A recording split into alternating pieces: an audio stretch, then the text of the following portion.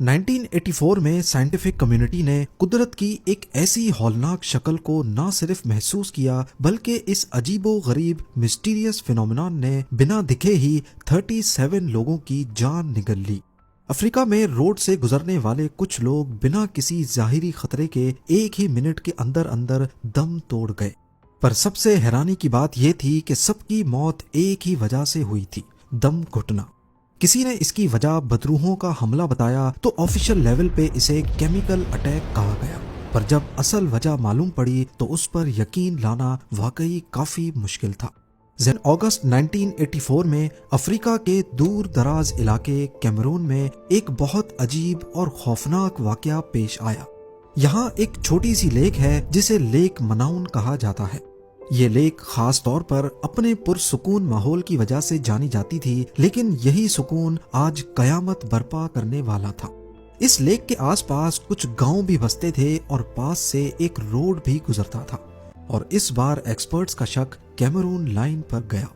ये 1600 किलोमीटर लंबी underground volcanoes की चेन गल्फ ऑफ गिनी से शुरू होकर अफ्रीका के मेन लैंड के ठीक उस पॉइंट के नीचे से गुजरती है जहां लेक मनाउन मौजूद है।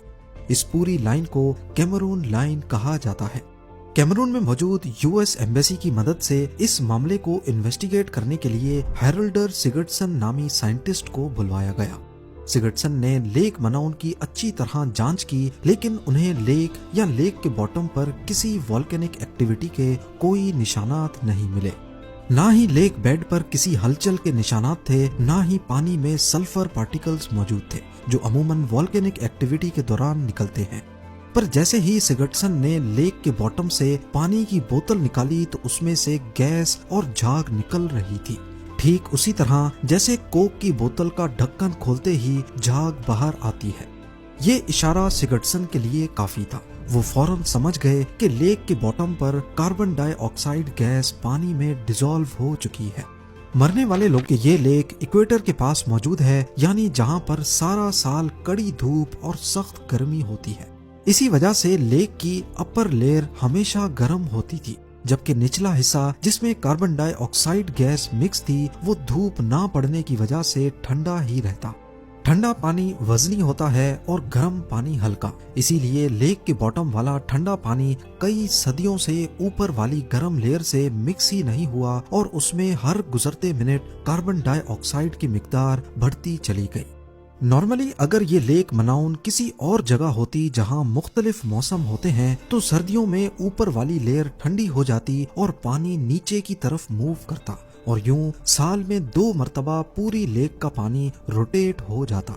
पर इक्वेटर में होने की वजह से यहाँ ऐसा नहीं हो सका। लेक मनाउन की लोअर लेयर पे कार्बन डाइऑक्साइड का प्रेशर बढ़ता जा रहा था और अपर लेयर का वजन किसी कोक के ढक्कन की तरह काम करने लगा। अब लोअर लेयर में थोड़ी सी भी मूवमेंट अचानक से कार्बन डाइऑक्साइड को बाहर निकाल सकती थी, या फिर अगर नीचे प्रेशर इतना ज्यादा बढ़ जाए कि ऊपर वाली लेयर उसे रोकने से कासिर हो, तब भी कार्बन डाइऑक्साइड गैस आसानी से ऊपर आ सकती थी। सिगर्टसन ने बताया कि लेक मनाउन एक टाइम बॉम्ब की तरह बन चुकी थी और ये प्रोसेस अचानक से हो सकता है, वो भी एक धमाके के साथ। लेक मनाउन पे इस हादसे से एक रात पहले लोगों को जो गरजने की आवाज आई थी वो शायद इसी प्रोसेस की शुरुआत थी। इस फिनोमेनन को बाद में लिम्निक इरप्शंस का नाम दिया गया। सिगर्टसन ने 2 साल मेहनत करने के बाद अपनी इस थ्योरी को साइंस मैगजीन में पब्लिश करवाया, लेकिन दुनिया भर से साइंटिफिक कम्युनिटी ने इन दोनों झीलों का रुख किया ताकि इस मिस्टीरियस फिनोमेनन को सही से समझा जा सके। मालूम पड़ा कि लेक नयोस के बॉटम पर मौजूद कार्बन डाइऑक्साइड गैस को डिस्टर्ब एक लैंड स्लाइड ने किया था।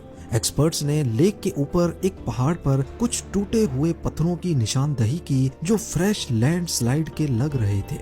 जब लेक नयोस में एकदम हजारों टन के पत्थर गिरे तो उन्होंने बॉटम लेयर पे मौजूद कार्बन डाइऑक्साइड वाले पानी को डिस्टर्ब किया और एक ही झटके में गैस ऊपर आ गई। ये प्रोसेस इतना हौलनाक था कि इसने लेक में 25 मीटर ऊंचा सुनामी भी ट्रिगर किया, जिसकी लहरें लेक के किनारे से आकर टकराईं, जिसके निशानात भी बाद में देखे गए।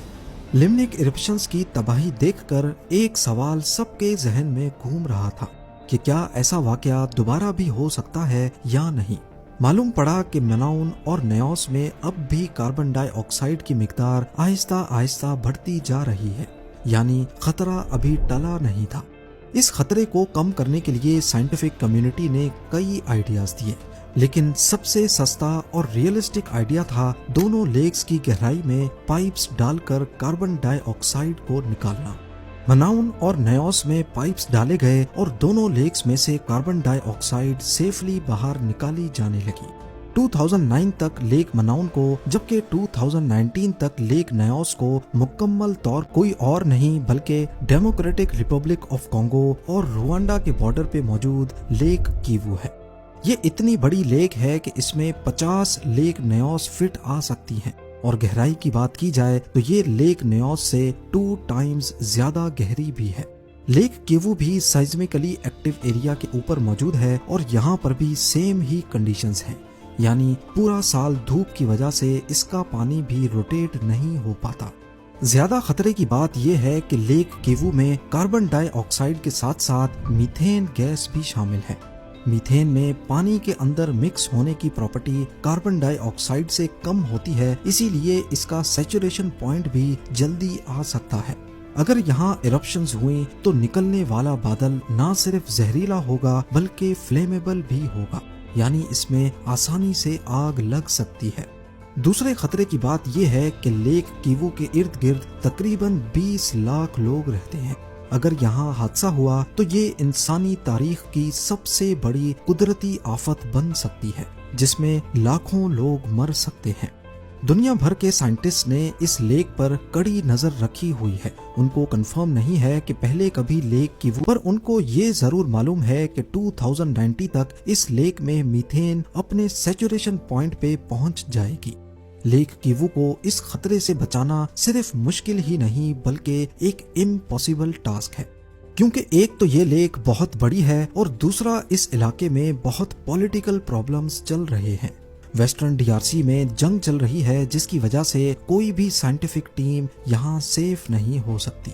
کیوو واٹ نام کی کمپنی نے لیک سے میتھین گیس کو نکال کر بجلی پیدا کرنا شروع تو کیا ہے، لیکن ایکسپرٹس کا کہنا ہے کہ اس پروسیس کی اسپیڈ بہت سلو ہے، اور کچھ ایکسپرٹس کا یہ بھی ماننا ہے کہ گیس نکال کر الیکٹریسٹی بنانے کا پروجیکٹ خود لیک میں ایرپشنز ٹریگر کر سکتا ہے۔